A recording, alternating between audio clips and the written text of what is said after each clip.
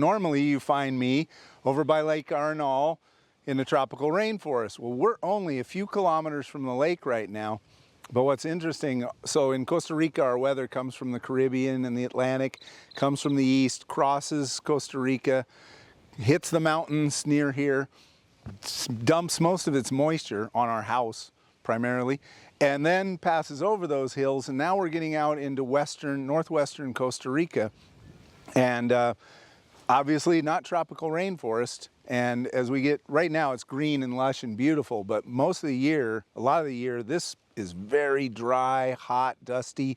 It even burns with wildfires or human-induced fires.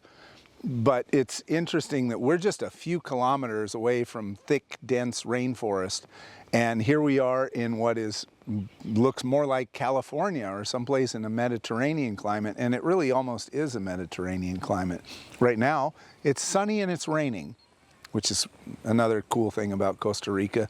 But it's reminiscent of California, actually, where the weather goes the opposite direction, west to east, climbs the Sierras, and by the time it gets out into the Great Basin in Nevada and those states, the moisture's gone and you have a very different set of ecosystems out there, dry and deserty and shrubby.